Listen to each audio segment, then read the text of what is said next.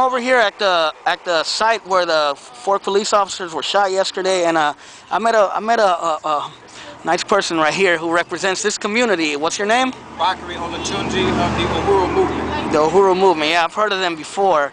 What do you think about what happened here yesterday? Well, I think what I think about yesterday, it represents resistance of the African community to the daily policy practice of police containment, where we see heavy-handed policing going on in the community all the time. We see our democratic rights being violated. We get stopped just because they want to stop us. It don't have to be for any traffic violations. Yeah. They call it a routine traffic stop, but a routine traffic stop is just routine stops of us in our community driving down the street or walking down the street.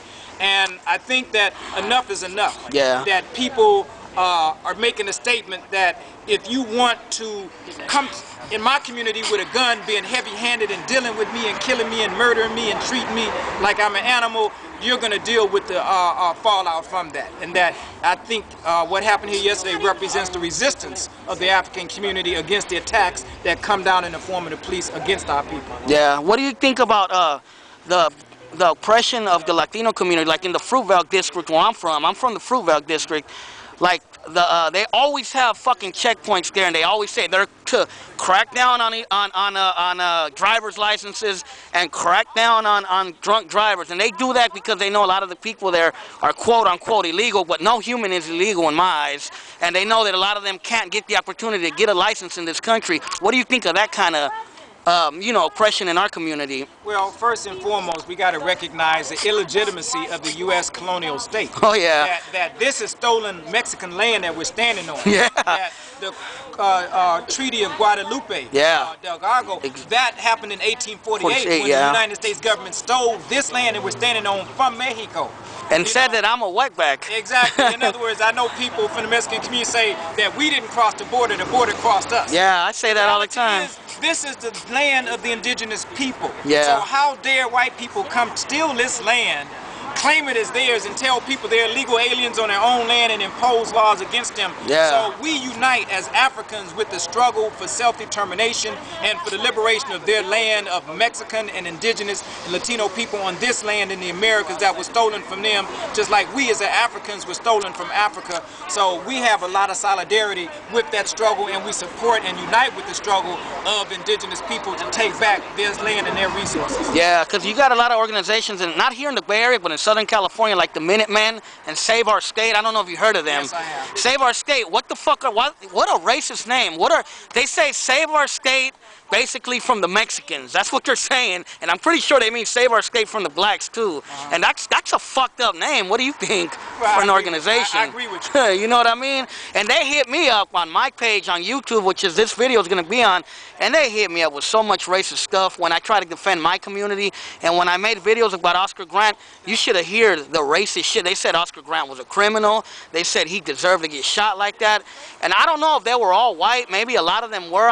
Some of them were black, believe it or not, and some of them were Mexicans, and it kind of broke my heart that people were thinking this way. And that's like you say, the colonial slavery fucking oppression mentality that we have in this country, that even us within people of color, we discriminate against our own kind. Well, I think that there's a certain phenomenon. We call it in our organization neo-colonialism, where you see white power in black face. Yeah, and in brown face. And brown face and other face. It doesn't represent the overwhelming majority of our people in the community. It's a handful of people who get benefit from that relationship they have with the white power system. Yeah. They're like sellouts. So the thing is, we have to defeat neo-colonialism. We have to win in the general African community a stand of solidarity with other peoples, but we have to win a stand of black power to the black community inside of the African community. Yeah, I hear you. I agree with that, because the black community has been oppressed for a long 500 years. Your land has been stolen,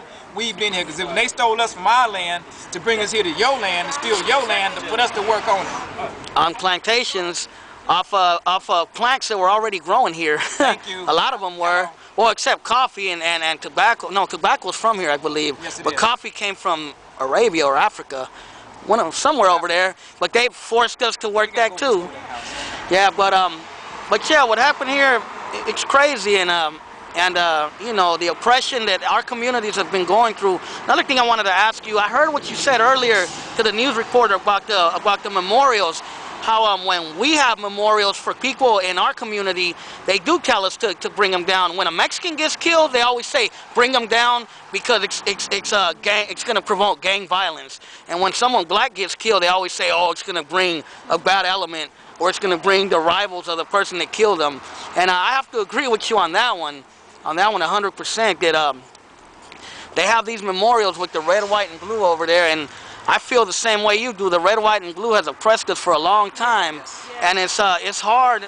It's hard. Like I'll tell you what a white dude told me one time. A white dude one time asked me. He was a conservative white dude. He said, "Why is it blacks and Mexicans and other minorities or so-called minorities don't represent the red, white, and blue?" I said, because you don't understand the oppression that the red, white, and blue has put on our community. Yeah. Do we have your contact information? I'll give it to you in a minute. Okay. But other than that, if you're out of time, thanks for the interview, and you know, we'll be needing each other, because you know, it's all about black and brown unity, and that's what it's all about to me. Right on. And I go by the name Jay the Wanderer on YouTube. Okay. And just check out, it's called Oakland Latinos United. Thanks for the interview. Right on.